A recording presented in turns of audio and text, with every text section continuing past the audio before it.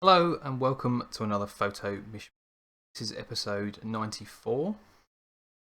Where's Toby?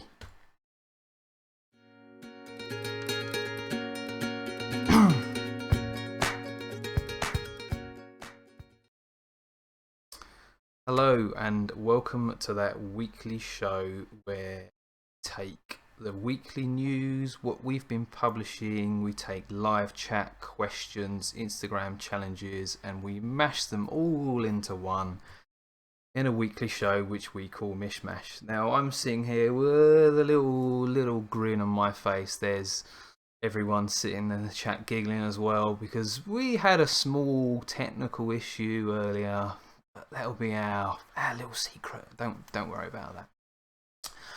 So my name's Scott. I'm a photographer and educator from the UK. I started working with Toby and Photoric TV around about a month ago now, and I've been a member of the Patreon group pretty much since it started.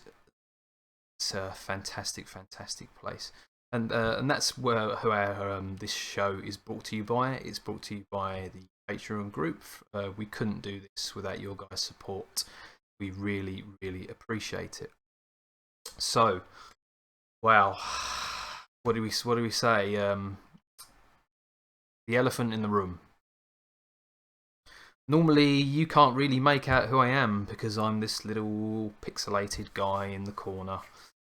My audio is normally out of sync. Normally looks like I'm using a 140p camera. But we've resolved those, and you know, we're now filming on my 5D Mark III. Got some soft boxes, etc. So you know, we've got a much better setup here.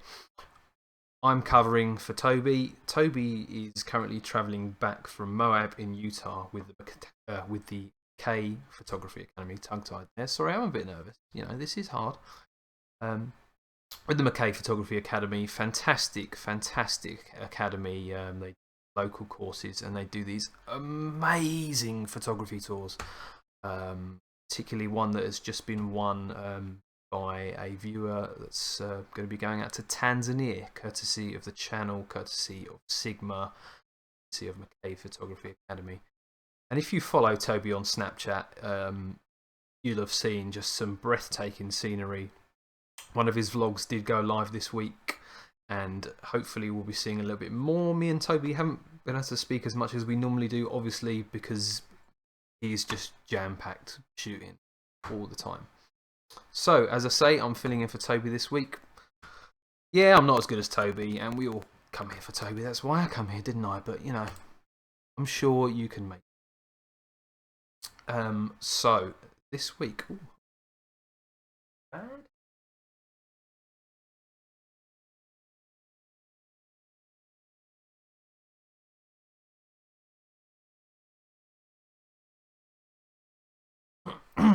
Well, we'll see how it goes.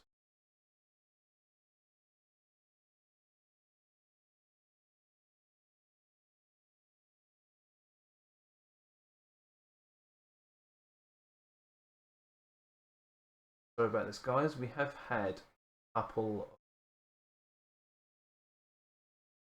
of rock solid.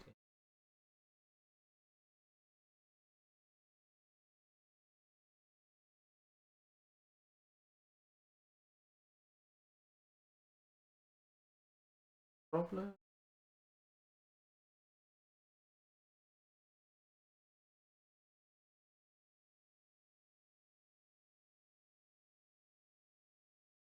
Okay, cool. Just let me know how it goes. So, week in review. Is it kind of... Oh, don't start this. We're going to go. We're just going to roll it. So this week in review, firstly on Friday, Toby posted a tutorial on star trails. It's really good. Suggest you go and watch that. On Sunday, my slide light review of a camera strap, which is here. Big design slide light strap. Really fantastic strap. Really into this. And so yeah, the review, I'd go and check that out. And then on Tuesday, Toby's first vlog went live in Moab. Again, suggest you check that out. It's not too long, really, really good. I am really concerned about this stream health, and people are complaining about bad. No, I think we're good. No. So that's what's gone on this week, and yeah, it was my first. No, it's my second fully unique video. Kind of happy with the results. Hopefully you've watched it. If not, please go and give it a watch. Let's quickly move into photo. Let's share my screen.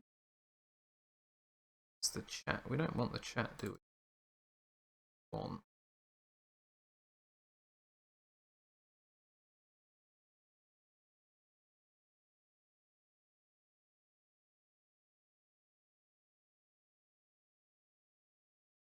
What we want.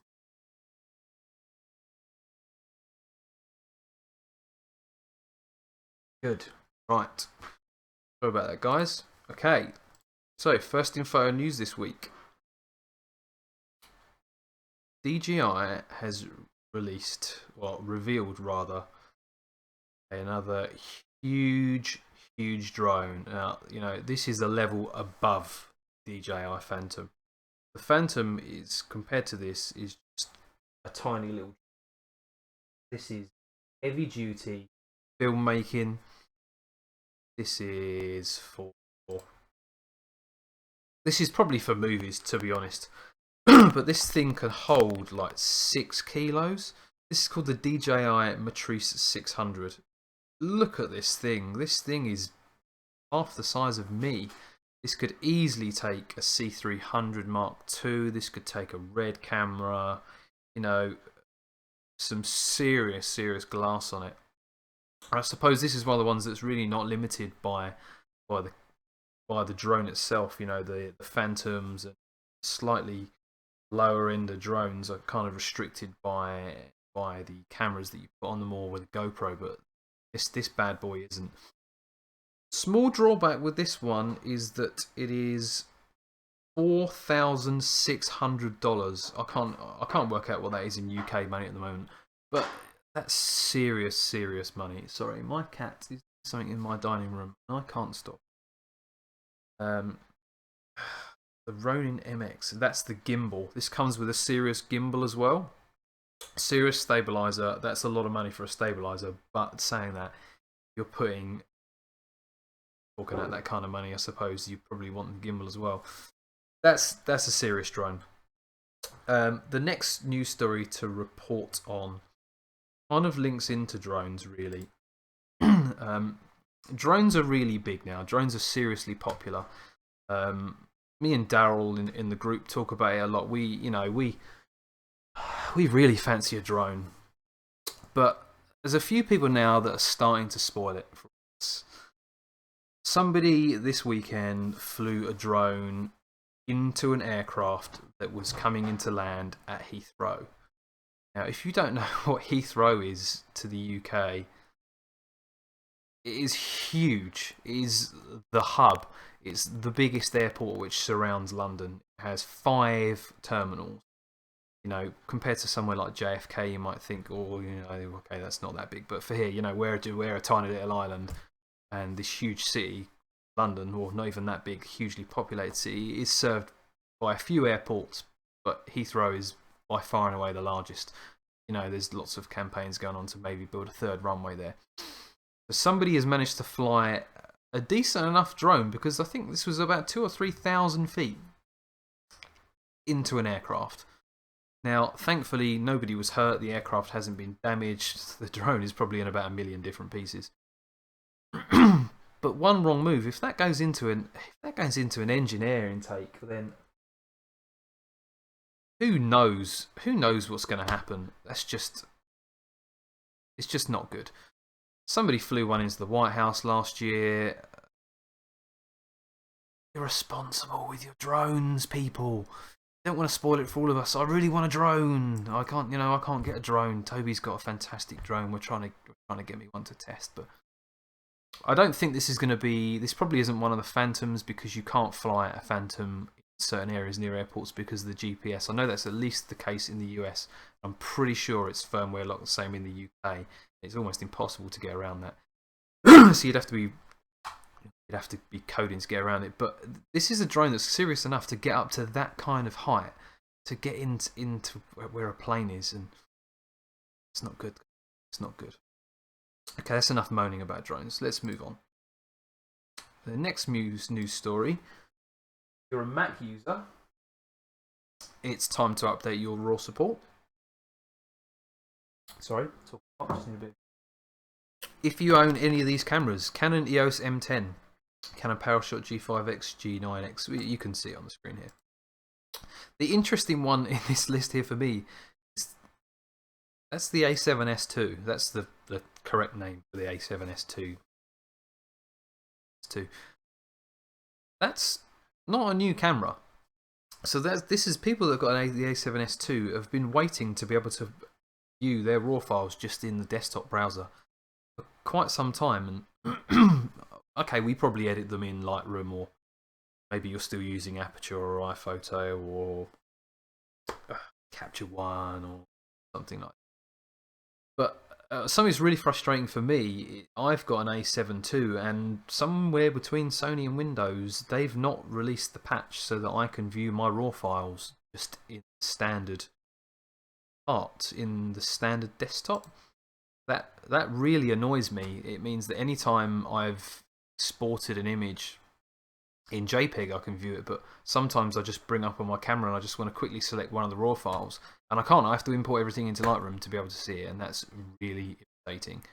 Not sure whose fault it is, whether it's Microsoft or whether it's Sony, but somewhere between the two of them to sort it out, and sort it out quick.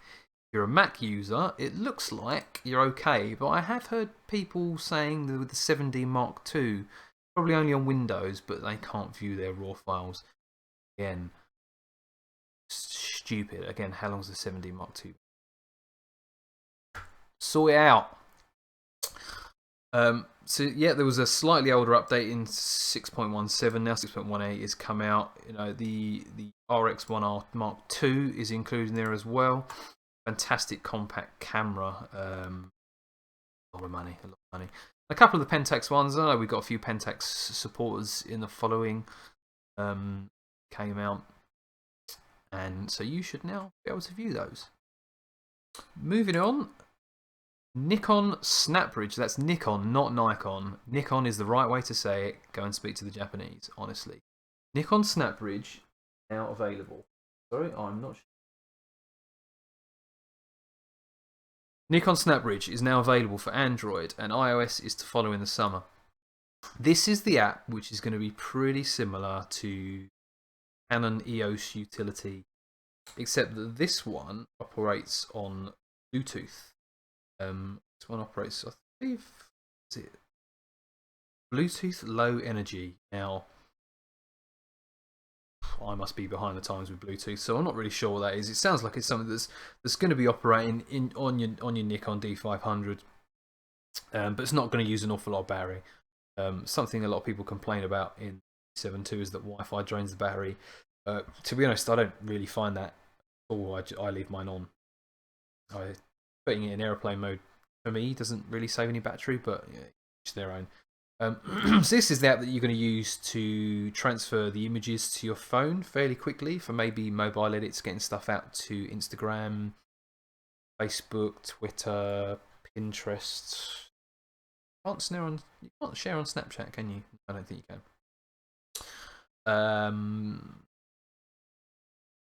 Yes, and you can also use this in a similar way to the way that you can use EOS Utility. So you can use it to control your aperture, your shutter speed, ISO, and you can remotely trigger. One feature that I hope's in there that often not is being able to start video remotely. That would be really, really handy. If I had that option now, I wouldn't have to sit with my laptop pretty much just below the camera here. And anytime I want to start and stop the camera, I either have to go into EOS Utility or I have to walk the camera and turn it on. That's a bit of a hassle, particularly if you're trying to shoot some video, maybe in somewhere like where Toby is in Moab, and you're away from the camera, you've got your framing right, and you just want to start the video. None of the apps seem to be able to do that at the moment, and that's a feature that doesn't seem like it would require too much coding.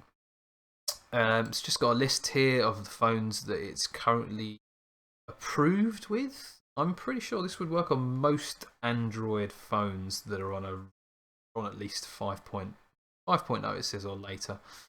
But you know, Galaxy S6 it actually hasn't got the new S7 listed here at all, but the it's listed some tablets as well there. Sony Xperia. I'm pretty sure if you've got an Android device and it's relatively up to date, this is going to work. Do let us know in the comments if you're thinking about getting a Nikon D500, or maybe you've got one on pre-order. Looks an exciting camera. I'd really like to get my hands on one. It's going to be like a mini D5. It's going to be a bit of a beast, and I think Nikon are still ahead with their sensors. So that's the reason I got a Sony, because I wanted that on sensor. So this is going to be start off at just Android. iOS is coming in the summer. So in fact, is the D500 out? Somebody tell me in the chat. Is the D500 out? Maybe. And next, Zeiss has unveiled their Zeiss Batis. Not really sure how you're supposed to pronounce this. 18mm 2.8 super wide angle. Now this is pretty wide. Scott, you have that option on your A7? Teleport. Yeah, about sharing stuff. Yeah, I know that. But let's not lose a train of thought. Yes, so you've got an 18mm f2.8. Now, I don't like to prejudge lenses before I've used them, before they've come out. But this is going to be incredible. It's going to be incredible. I'm hoping I'm going to be able to get my hands on one of these. This is a native E-mount lens, which I don't have any of at the moment, so I'd love to have a go on this one. Hoping to get my hands on it before then, but if not, I am quite possibly going to Photokina. Autumn? Call it autumn? Late September, is it? Is that technically autumn? Maybe late summer, something like that. We're hoping to go to Photokina. I'm not sure Toby's going to be able to make it, but we're pretty sure that I'm going to go. So hopefully I'm going to be able to get to play with it then.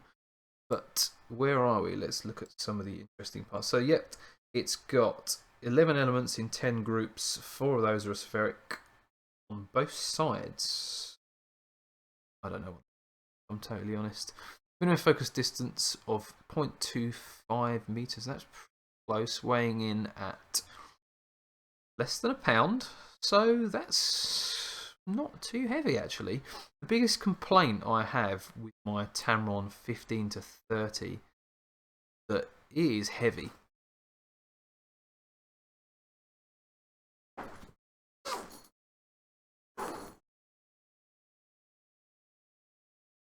This thing here, this is heavy. It's like doing weights paired with any camera. This is heavy. So having a lighter option is nice, and in a prime, you know, that's going to be nice. Wide angles, you don't tend to need zoom so much, I don't think. I kind of I tend to find when I'm shooting with this, I'm pretty much either at 15 or at 30. I don't tend to find myself in between too much, but sometimes at 24, but not too much. But this is obviously going to be a fantastic, fantastic lens if it's anything like the 85 or the 25 f2. Apparently, is a lens I have played with the A5. It's an incredible lens. So it's a full frame for Sony E-mount. Is a pretty big market these days now, to be honest. A lot of people jumped on the Sony bandwagon. I didn't so much jump on the bandwagon, but it's I'm hoping it's going to be a really I believe though it's going to be around about $. That is a lot of money. It's a really chunk of change. Final story.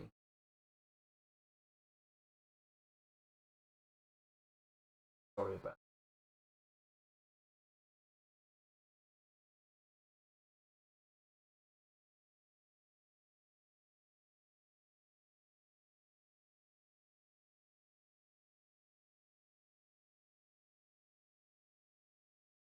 We don't have Riley this week, so that with me. Sorry. So here's the right screen.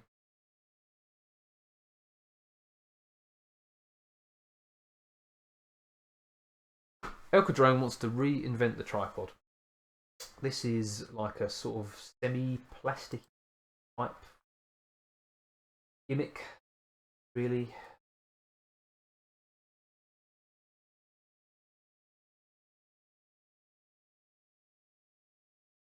Let me see.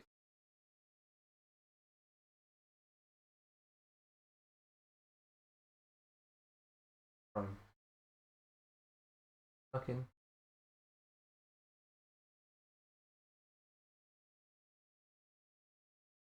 Okay, let's just. We'll talk about it. So the Elka Drone is. Oh no, hang on. Now it's responding. Let's go back again. Right. The Elka Drone is.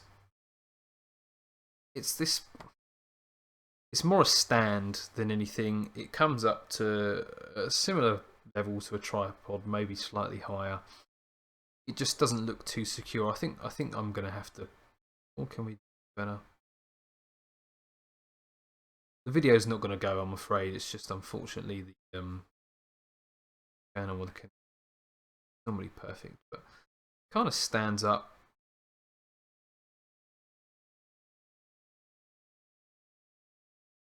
It folds down and is more compact for you to take away. But I'm hoping, is there a picture up here? They haven't put a picture up on this article of it in its extended position. You can kind of see from the video there. You're never going to use this in any kind of terrain situation. So it's just kind of something.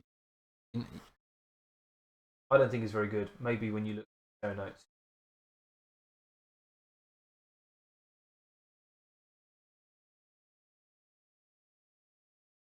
So that's it for photo news.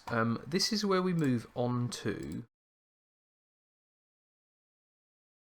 Yeah, this is where we move on to that little thing where Toby does it. So I'll try and do the impression again.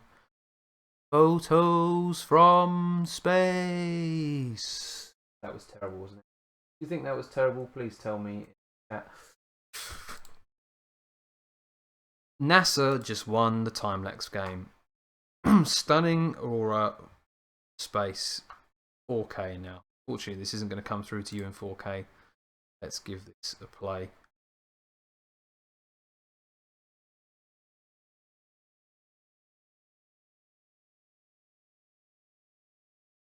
Come on. NASA has revealed this amazing time lapse which has been taken from the space station. Look at this. I'm not going to run all of this, but NASA's just superb time lapse of satellites orbiting the Earth. NASA wins. It's incredible how they can get these kind of shots. Almost looks kind of CGI. Time lapse 250 miles in space. That's pretty cool. That is. I'll link to that fully show notes. They'll be down below just after the show, and you can go and watch that for yourself. Now we move on. Oh, I haven't done gear. I haven't done gear. My apologies. Gear on the table in quotes. Well, the table was holding my laptop and the camera was. So, gear on the floor, we're going to call it this week, is my think tank. Let's get the line there. Streetwalker Pro bag. This is the it's called the hard drive model.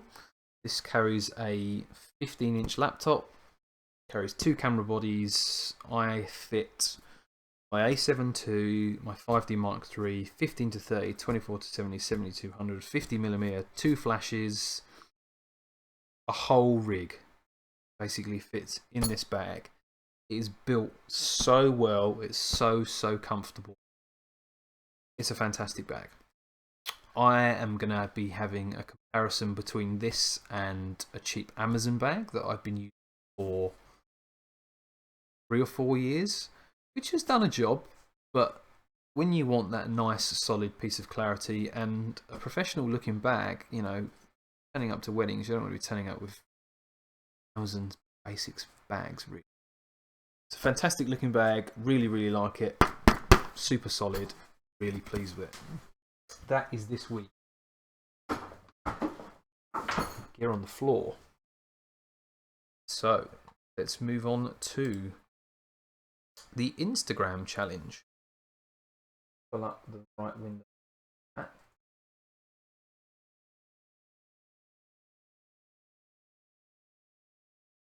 We're revealing today's winner.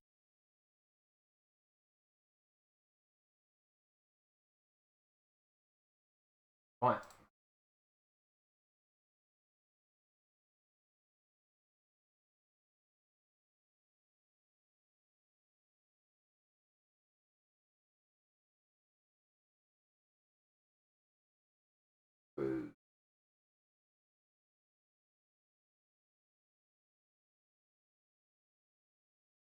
Really different. Right. Now we're on the right page. Are we? Sorry about that, guys. Right. First image. This is my first honourable mention.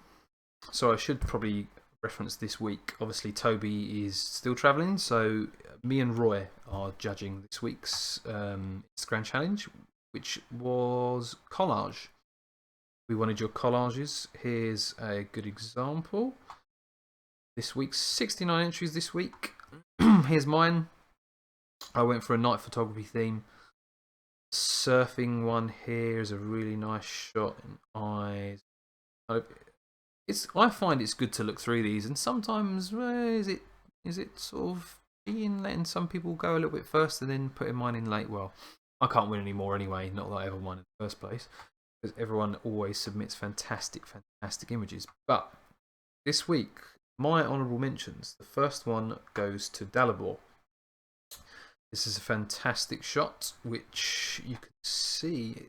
I would be surprised if I didn't use any flash on this to just light here. It kind of looks like you've got some hardish shadows there, so it kind of looks like did you flash? If you're in the chat, Dalibor, let us know. Did you flash on this to get the background like that? I'd assume you did.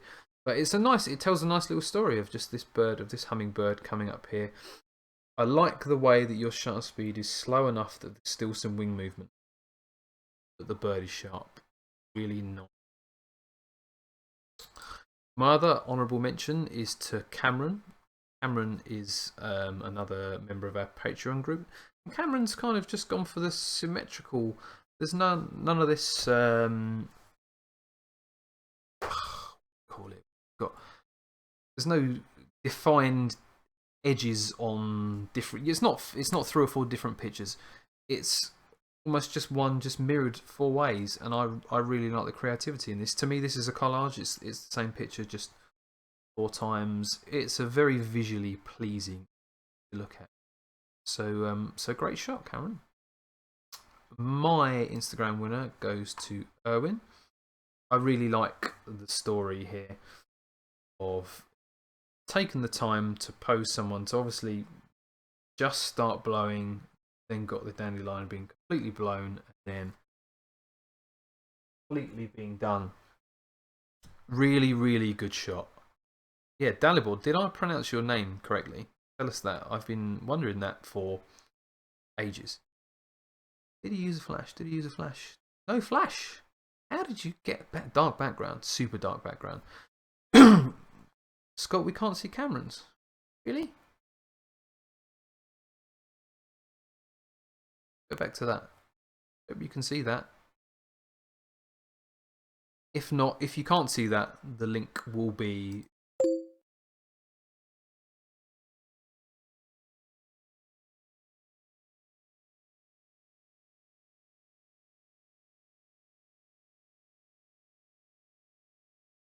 Got to change tab. We're still looking at my photo. Ah, I know we are. Sorry, guys.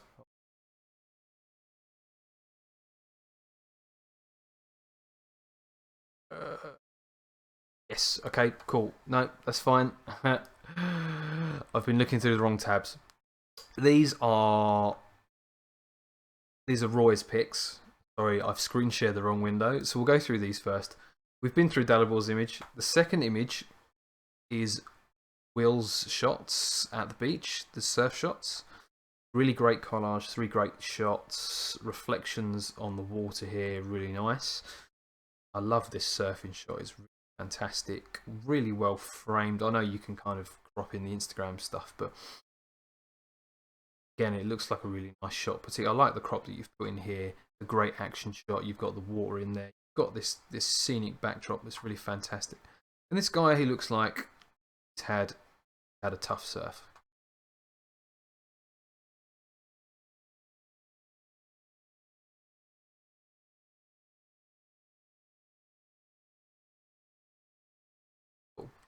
Sorry about that, guys. Right. And Owen's shot was Roy's pick. Funnily enough, as you're going to see in a second when I was just talking over the wrong tab. Sorry about that.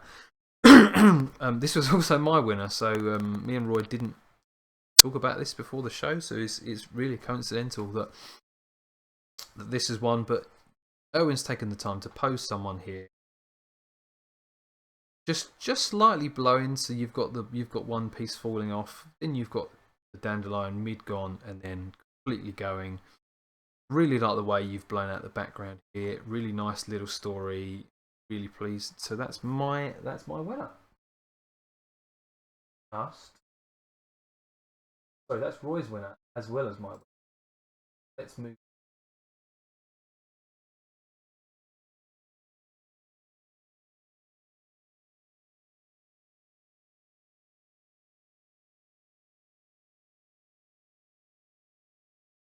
Here we go. Sorry about that, guys. Right, well, my honourable mention went to Dalibor, and we've already talked about his image quite a lot.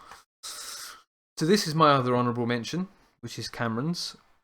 As I was saying when I was on the wrong tab, again, sorry. Cameron has kind of mirrored the shot here. I really like the creativity in this one, and this is kind of someone thinking outside the box a little bit, not just doing your standard collage. Way more creative than I thought about doing. Really, really impressive. Great shot. I really like just this little bit of lighting on the side of the moon and kind of the parts of it that are completely dark. I could talk about Owen's image again, but did we? Great shot. Clean sweep. Done.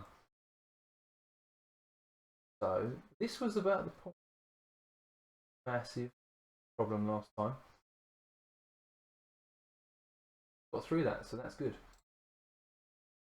Right, cool. Just move on.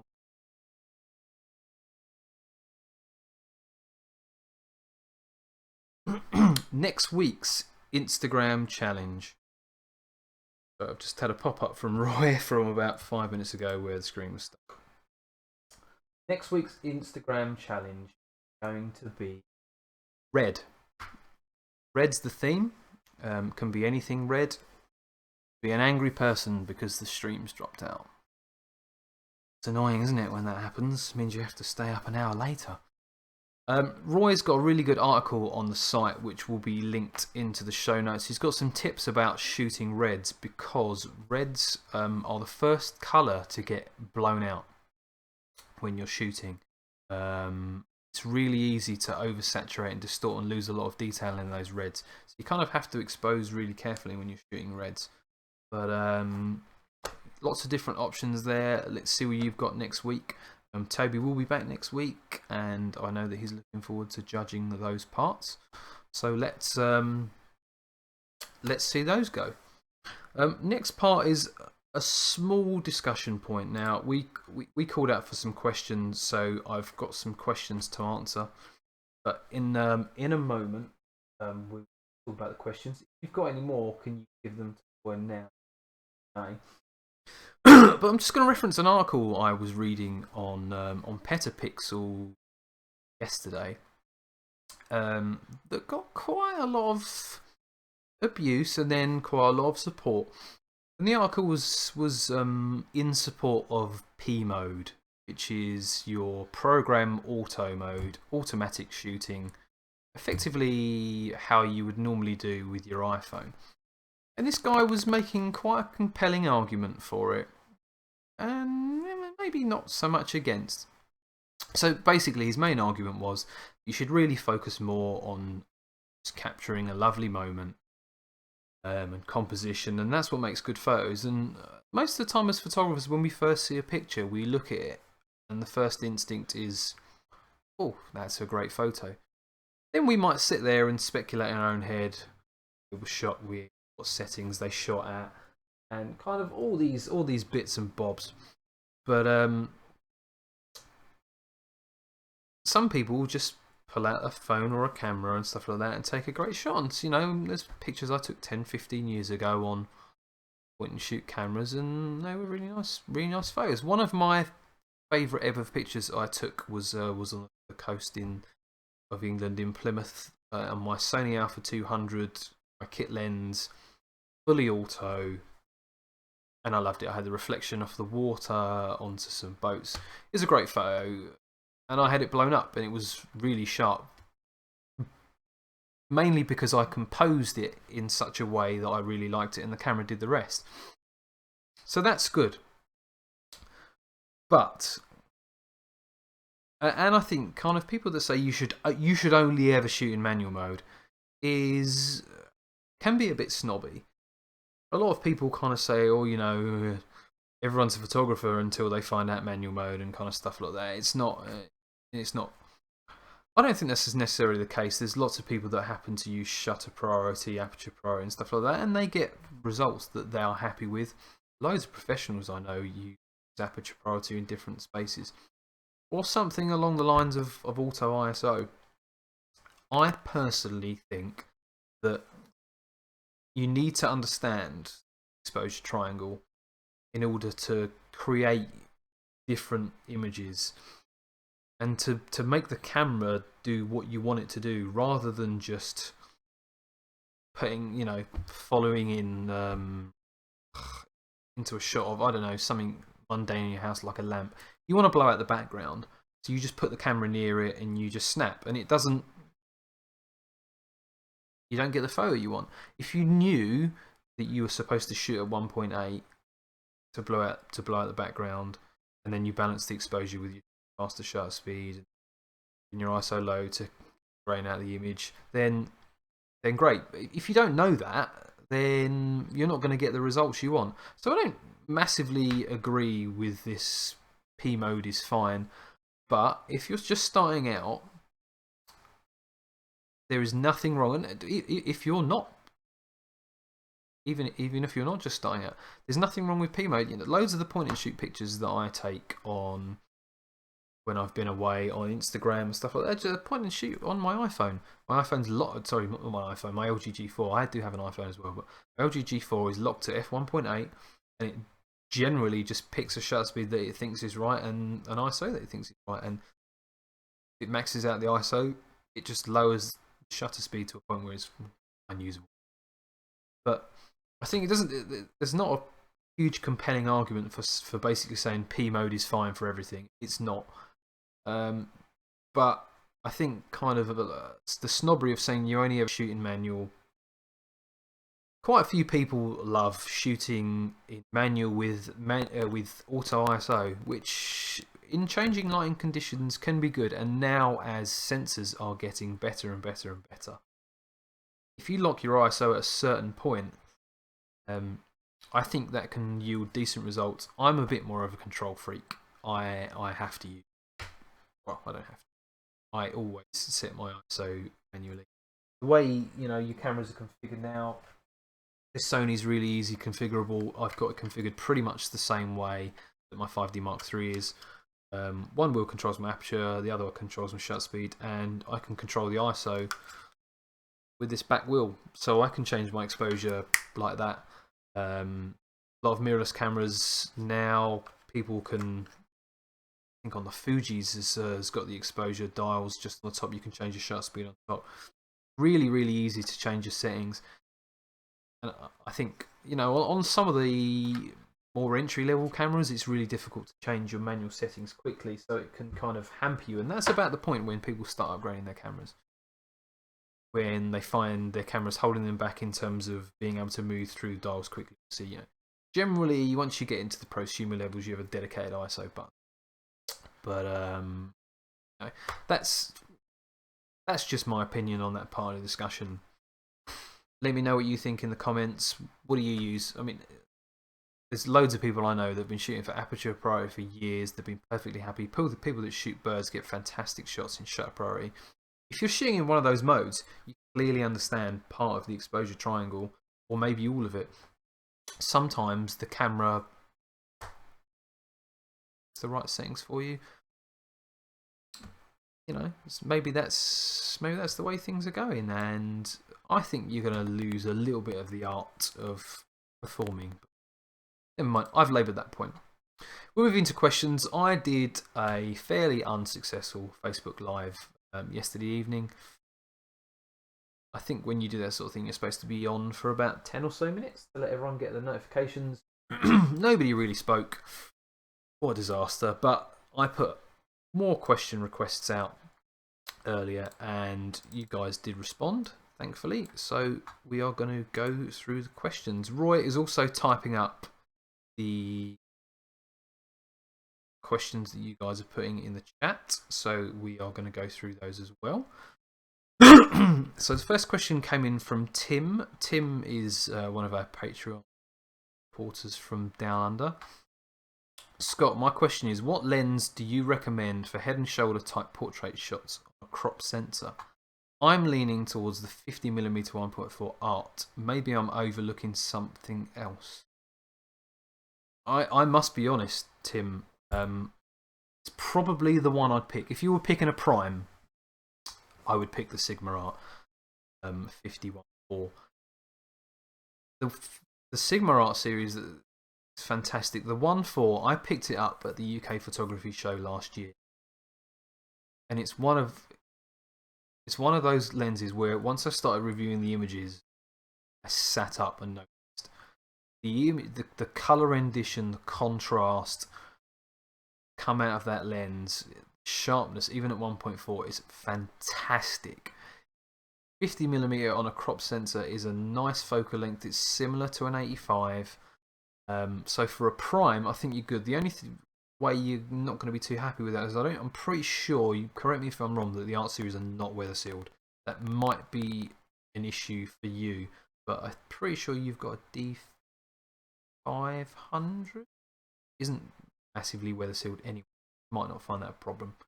But if you get the 51.4, it means that when you do eventually upgrade to full frame, still use. My other recommendation would also be from Sigma, which is the new 50 to 100 1.8. It's going to be fantastic. Fantastically sharp. You've got 1.8 again. You're only losing whatever, half a stop of light, quarter of a stop, whatever. 1.4, 1.8, half a stop.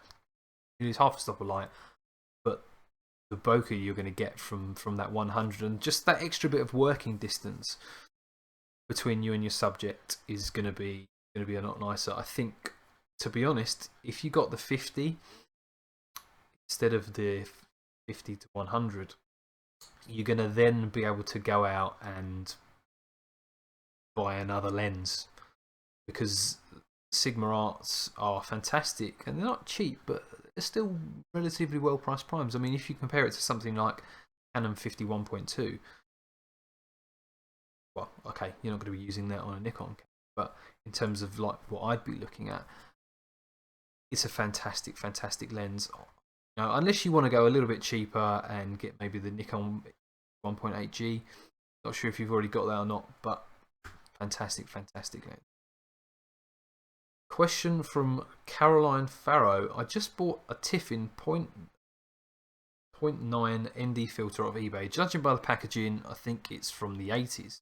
Seems to work fine, was never used. Two questions because I'm cheeky, well that's fine. Is it alright to use on a DSLR as it was made for film cameras? And is 0.9 enough stops for time lapse in daylight?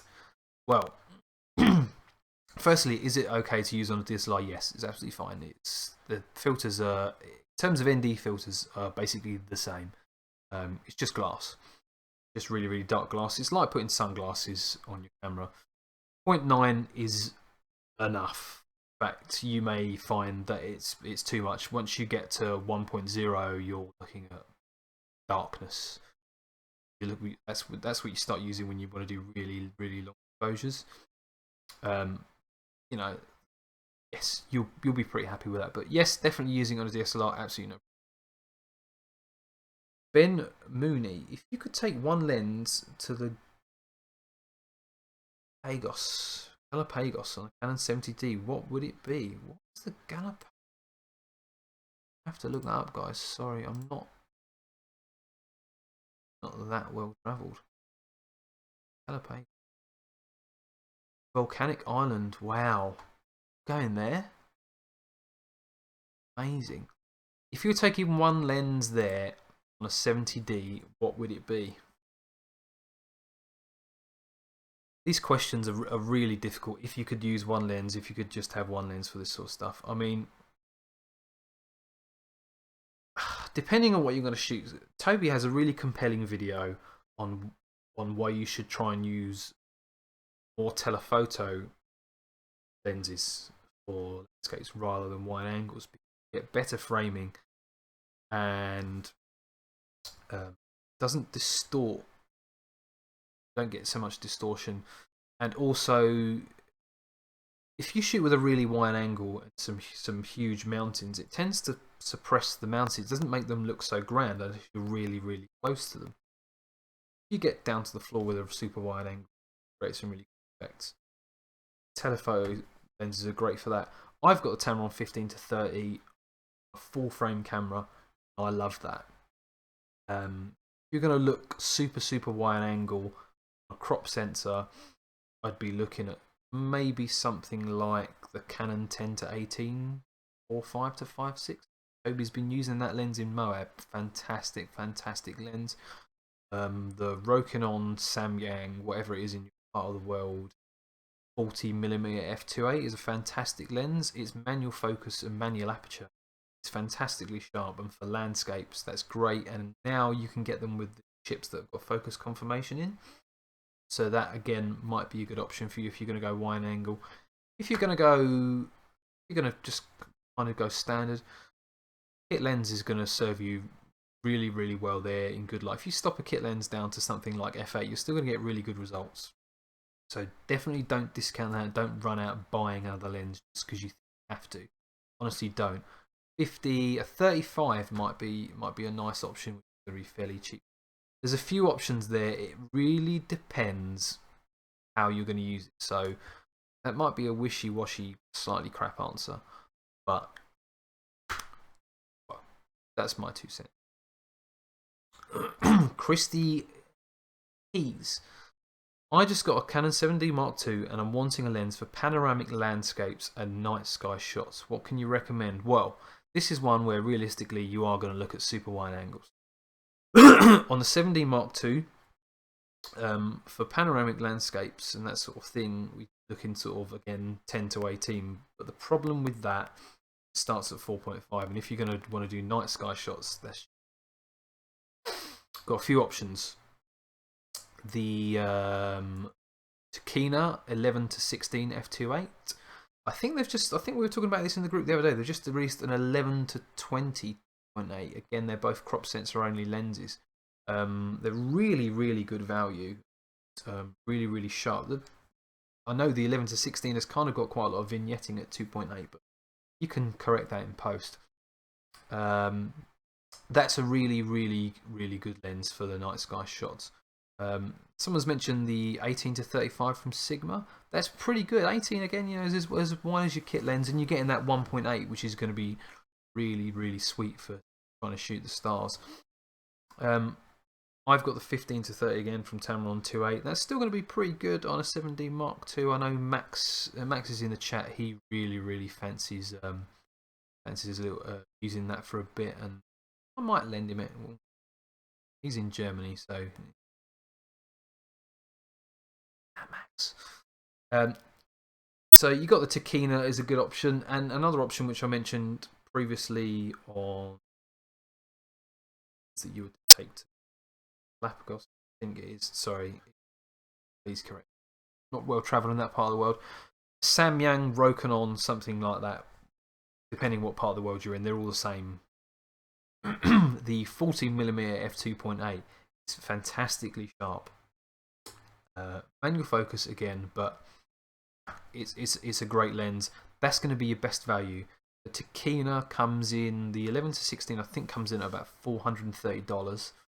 The 11 to 20 I think probably about $100 more, but it is a newer lens, so I haven't tested, so I can't tell you that it's sharper. But you've got a nicer range in that, so let's, yeah, I'd probably plump for one of the Takinas personally. And panoramic, of course, now you can, assuming you're going to shoot it and then either crop it, or you're going to shoot it kind of around maybe on a tripod and then stitch it together, because you can do that in Lightroom now. You don't have to use Photoshop for that. I do still use Photoshop for that because I find it does a better job. But, yeah, see. Max says we could do a 15 to 30 for 7200 L exchange for a week, and then you could do a comparison video. Yeah. I don't know. I've got my Tamron 7200, and maybe I'd like to do a comparison video, but I really like that. Next question, Craig Lance. What is the inverse square rule? Now, this is something that is I'm not gonna be able to completely explain it in this video, in this live thing, because I'd be here till 1 or 2 a.m.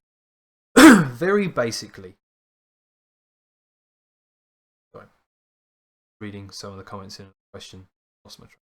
Inverse square rule. Basically, the inverse square rule talks about the fall off of light. So can't see this because they're out of shot, obviously.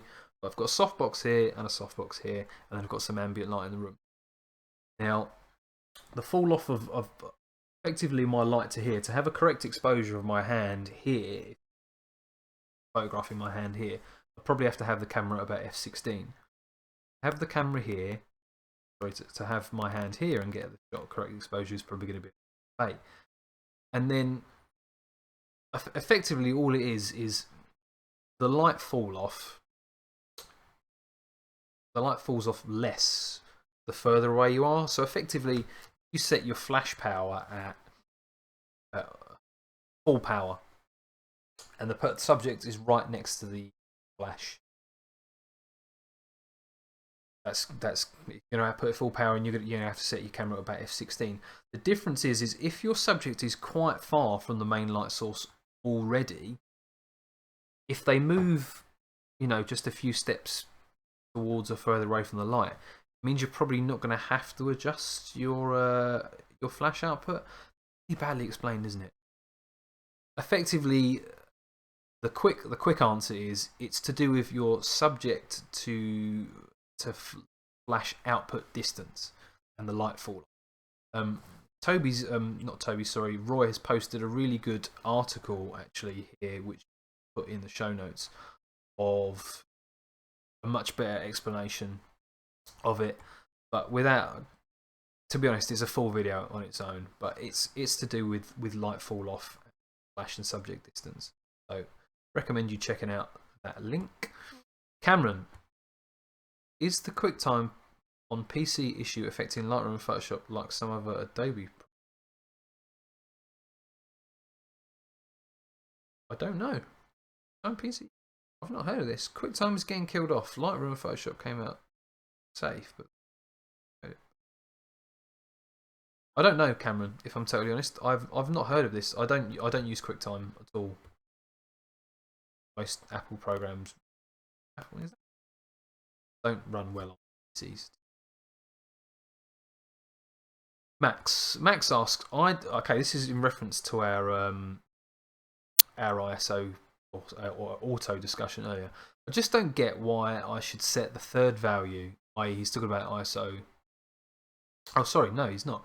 I don't get why I should set the third value. If I pick an aperture and ISO, why pick a shutter speed too then? Well,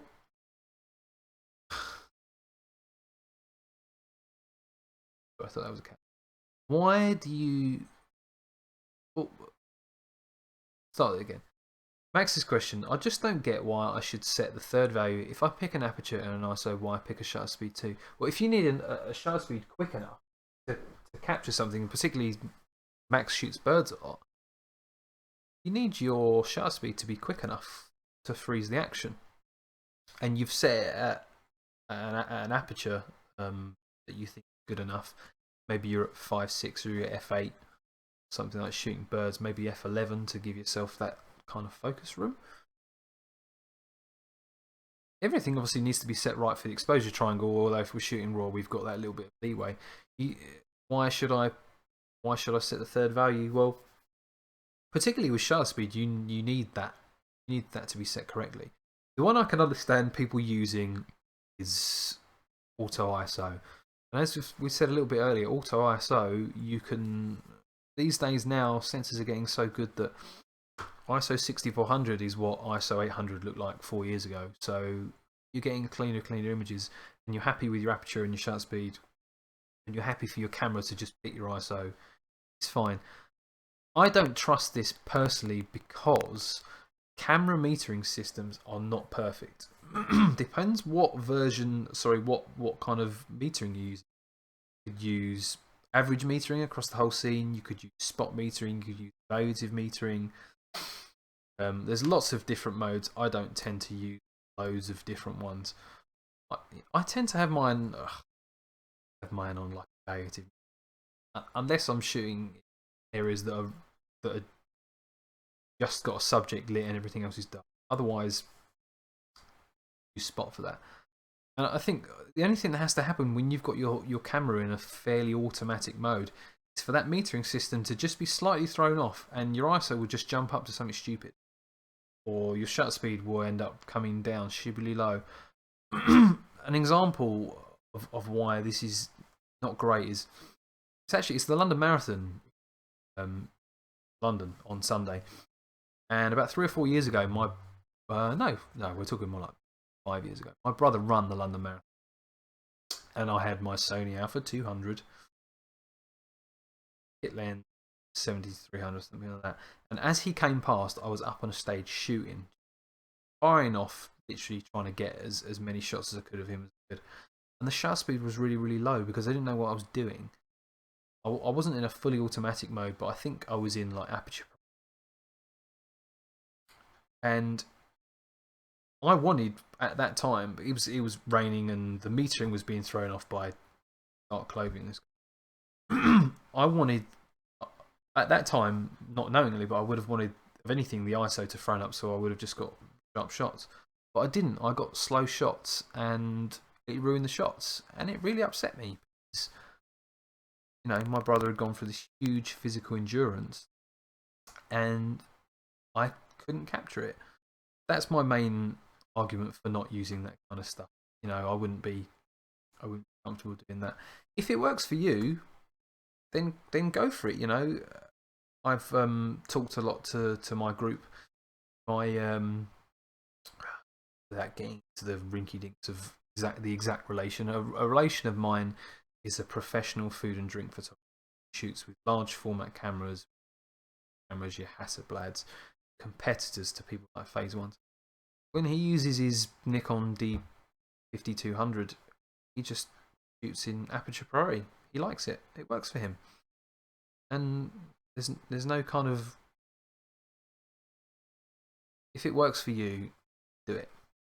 So we've laboured that question out a little bit too much, perhaps, because it led into the similar discussions earlier. But hopefully that's my reasoning, Max, to be honest.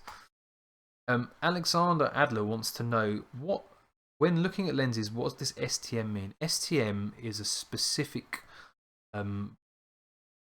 type of focusing motor that is in some Canon lenses.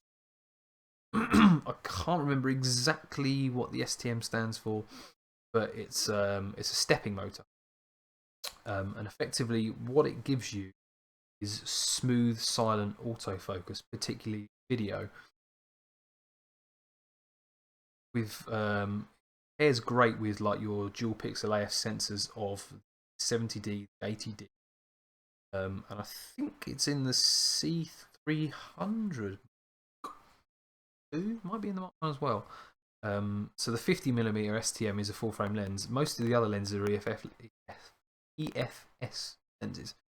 In terms of optical quality and that sort of thing, they're not really any different. So you can kind of cut bargains, like the older Nifty 50s, and like I had the 18-135 kit lens when I bought my 70 for a bit. I can't remember whether that one was an STM or not, but that was a decent all-round lens. And you can get older revisions of those lenses fairly cheap if you don't buy the STM, but don't shoot. I don't think any of the another version of the focusing system is USM, is what's in a lot of the L lenses. That's an ultrasonic motor. They're not loud. 51.8 version 2 is very loud. So that's kind of STM is a stepping motor. It's for smooth silent. Greg Warrior. What's the relationship between megapixels, manual focus, depth of field? I have a super high camera. Make depth of field big. Does that mean no? Okay, so the relationship between manual focus and depth of field don't really have anything to do with anything. Megapixels and depth of field don't have an impact, really, in terms of the overall image. The relationship, manual focus would not difference that, because you still have to focus the lens. Does that mean I do not have to focus? You definitely have to focus, Greg. Megapixels is the size of your overall image when you output it. So if you've got a 42 megapixel camera, it's 42 million pixels come out of your camera. So you have a huge image that comfortably printed half the size of my house. Sensor size is what's more important with that, because it's your actual focal length is in the 35mm form. If you use like a large format camera, depth of field is a lot shallower. Manual focus, depth of field, then, well, obviously depth of field is controlled with your focus, but the fact that you're using manual focus instead of autofocus, your depth of field does not change. If you're at f1.8, you have a really tiny depth of field. If you're at f32, pretty much everything is in focus to a point. But yeah, there isn't a particular relationship between those. In terms of nailing focus, some people get confused when they have really super high megapixel cameras.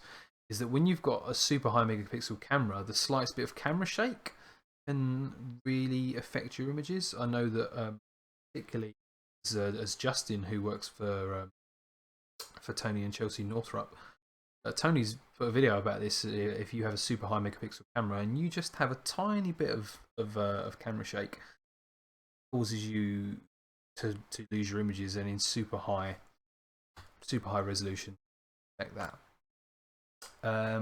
Do we have any more questions coming? Looks like there's quite a few guys going in the chat, which is cool.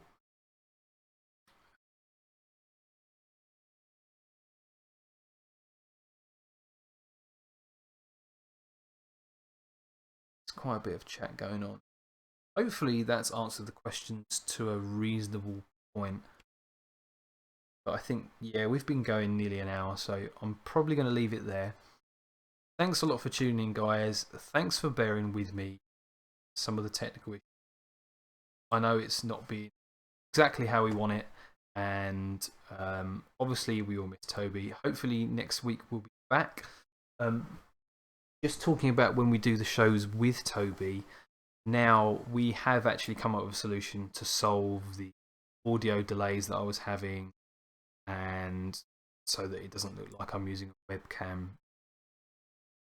I didn't say at the start, I'm sure I did, but we're rigged up with my 5D Mark III now. We've got the softboxes rigged up, and we have a solution sorted that it's not going to be a particular issue.